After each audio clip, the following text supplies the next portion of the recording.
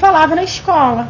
Eu falava para as minhas amigas, né? A Mayra, coitada, que era a minha melhor amiga na época, eu via muito. A minha prima mais nova, inclusive, foi quem eu encontrei dentro da família mais abertura para explicar isso. Ela era muito novinha, ela tinha 9 anos, mas ela conseguia até entender, me ajudar. Aí eu fui para o ensino médio, tinha uma identidade, né, feminina em construção, ainda muito embrionária, mas era tratada no feminino, tinha um apelido feminino, tinha uma vida até, né, numa comunidade também de amigas, enfim. Mas a transição sempre foi muito difícil, apresentar isso para minha mãe, entender. Aí com 19 anos eu entrei na psicóloga. Aí fiz acompanhamento psicológico, mas eu interrompi com 20. Fiquei 1 ano só em tratamento psicológico. É isso, aí eu abandonei o tratamento psicológico com 20 anos, terminei a graduação. Talvez eu não estivesse pronta, talvez eu não estivesse entendendo exatamente o que estava acontecendo. Era muito difícil, de modo geral, muito difícil fazer análise, né? Uhum. Aí foi, por exemplo, nessa terapia que eu lembrei dessa imagem da minha mãe. A minha relação com a minha mãe, que não é uma relação, hoje em dia, muito melhor do que já foi. Mas nunca foi uma relação fácil, né? E a figura da minha mãe é uma figura que é muito presente até hoje. E aí abandonei, fiquei 5 anos, aí me formei, fiz o mestrado e com 20, eu defendi o mestrado com 24 anos. Mas eu não estava bem, um amigo meu foi super sensível, o Aldo, de estar na Itália. E ele falou assim, por quê que você está assim? Aí eu falei assim, porque... Aí comecei a contar tudo, eu falei assim, eu não aguento mais, eu vejo que algumas coisas estão se modificando no meu corpo, eu quero interromper esse processo, não quero esse corpo. Isso é uma questão, né? Ainda que é uma limitação ou não, a questão do corpo presente, masculino, é uma coisa que é muito dura. E aí eu apresentei isso pra ele falou, então por que você não faz isso? Também achou que talvez precisasse desse empurrão. Ele não, é o hospital tal, é o IED, você vai ligar. E foi uma dificuldade, né? Porque tem que ir para a unidade básica de saúde, que é o posto. Aí o posto te encaminha para a unidade que atende, que é a unidade do estado, você espera. No posto eles não sabiam fazer o encaminhamento para o IED, para tratar da disforia de gênero. Eu tive que brigar, tive que abrir uma reclamação na Secretaria Municipal de Saúde, até que eles conseguiram achar no sistema o encaminhamento. Esperei 3 meses e fui para o IED. Vai fazer 1 ano, dia 20 de março, que eu comecei a tomar a primeira pílula de acetato de ciproterona, que mudou a minha vida. Porque ela é um remédio que bloqueia, né, a produção de testosterona e as características secundárias masculinas, traz alguma reversão. Nossa, para mim já é um grande alívio. E tem 1 ano, vai fazer 1 ano, dia 20. Que eu estou nesse processo. Você falou sobre a questão da Gisele Bündchen, de querer ser igual a Gisele Bündchen. Como é esse racismo? Por que você passa, além de... Nossa, também tem uma questão também é muito difícil de ver. Mas da construção do cabelo, da construção das formas, do rosto, né? O rosto tem um rosto negro, é marcado, tem características específicas. E você se olhar no espelho e não se ver como uma mulher bonita, porque você não é branca, porque o seu cabelo não é liso, porque o seu cabelo não voa no vento, isso tudo é uma questão. Felizmente também, os coletivos negros me ajudaram, né? Os movimentos sociais, né?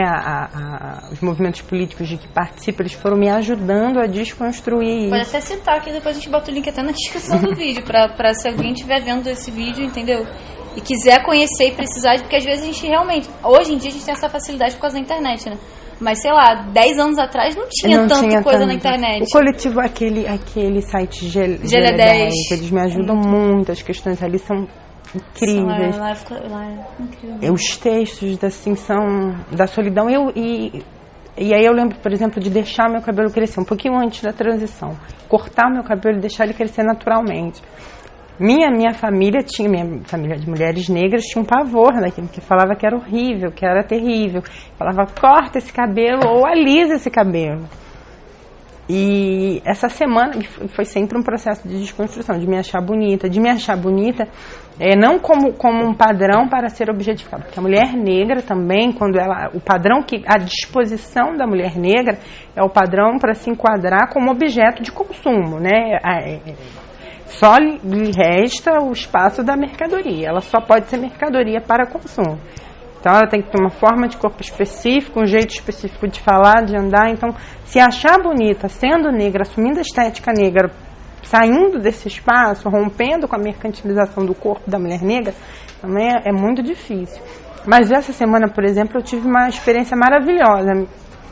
Minha mãe é uma mulher negra, né? Existe uma questão da relação da mulher negra com o homem branco. Minha mãe teve muitos relacionamentos com homens brancos, não foram felizes, inclusive com o meu pai, né, com que ela tem 2 filhos, não foi um relacionamento feliz, não foi um relacionamento sequer público. E eu falando com a minha mãe, mas eu não vejo essa questão da mulher negra que vocês apontam.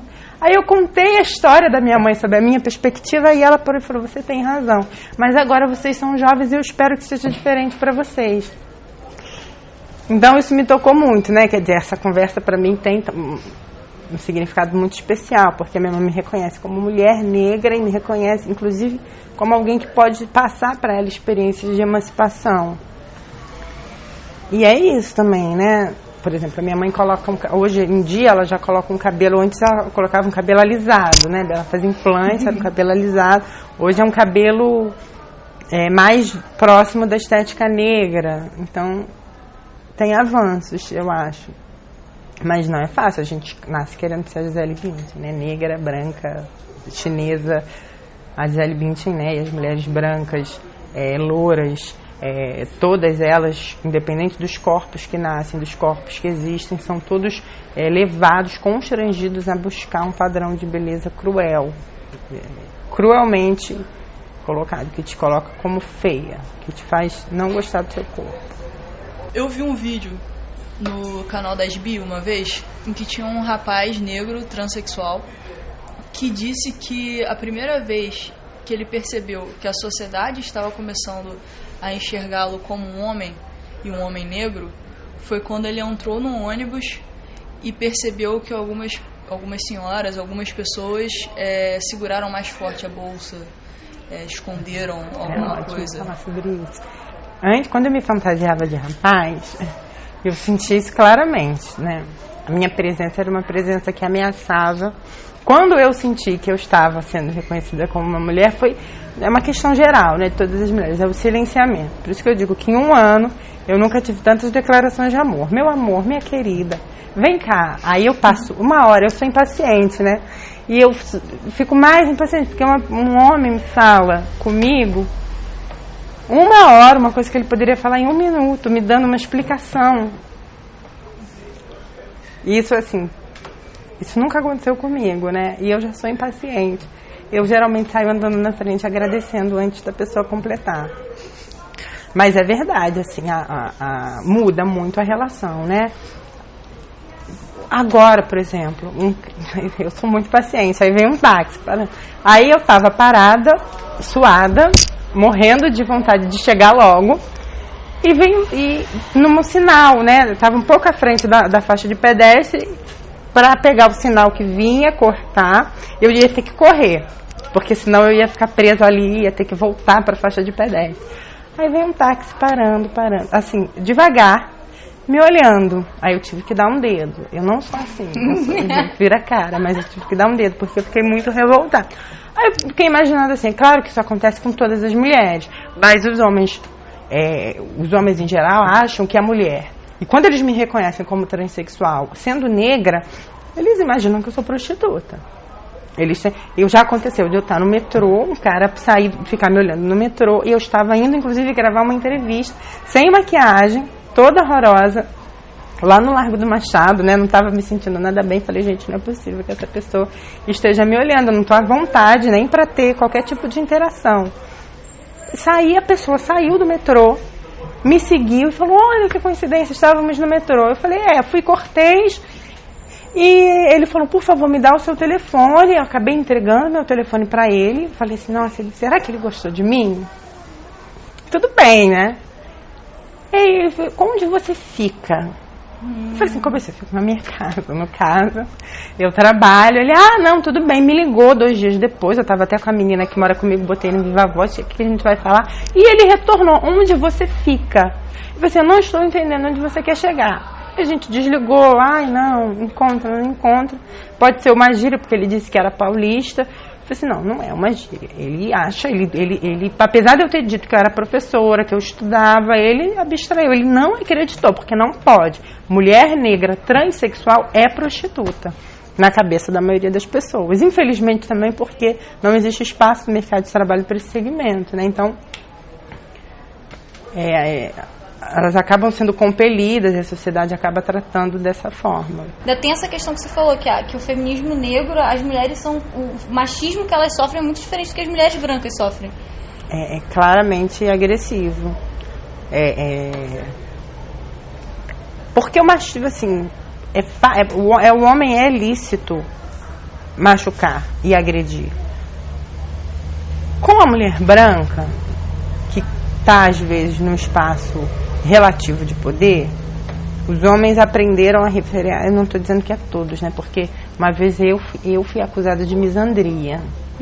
E eu fico muito incomodada, porque eu não sou misândrica. Mas o espaço que o homem ocupa é muito mais fácil para ele exercer poder e agressão, e ser agressivo. Mas com as mulheres brancas, em geral, isso existe uma tradição do tratamento cortês com as mulheres, o que não existe com a mulher negra. A mulher negra não ocupa o espaço em que ela está ali disponível para ser agredida através do cavalheirismo. Então, a agressão que a mulher negra sofre é diferente, não é através do cavalheirismo que disfarça aquilo, é através da abordagem objetificada direta, né? O seu corpo é um corpo, inclusive contente-se com isso, porque senão você um corpo público e seja feliz, porque senão você não teria nenhuma vida sexual. Né? As questões da mulher negra precisam ser incorporadas no debate do feminismo em geral.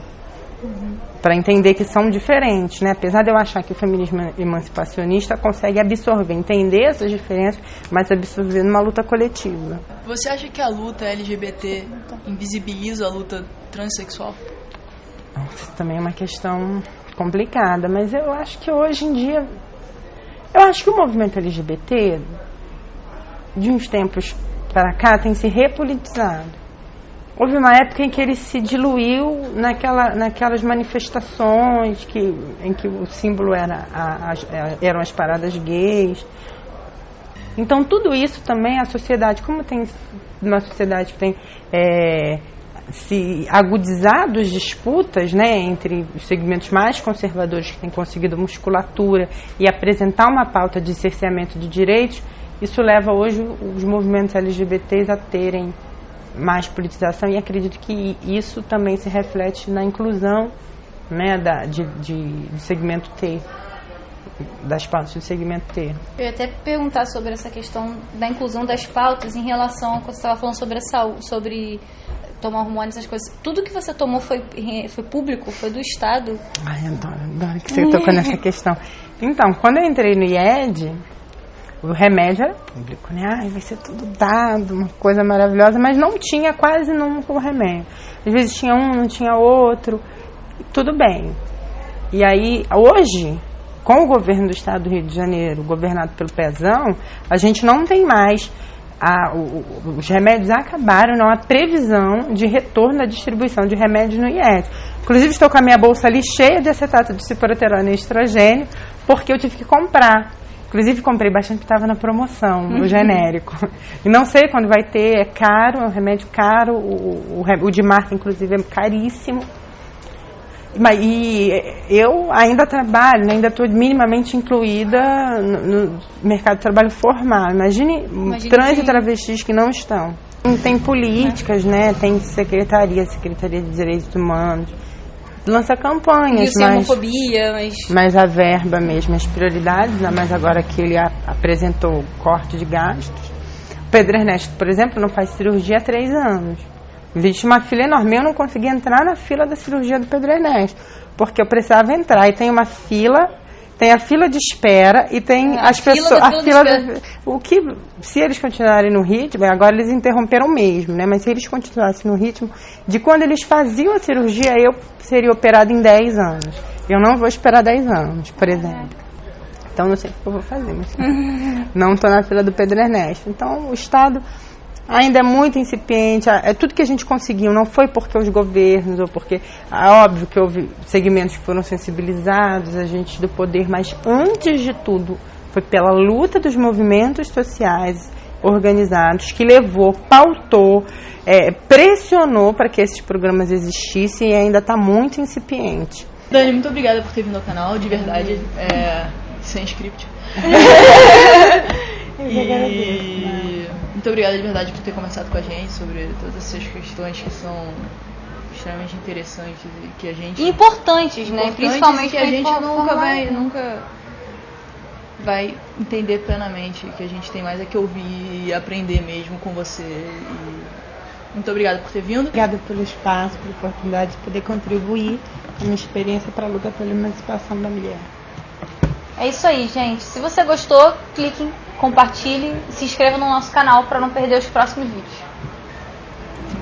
Tchau!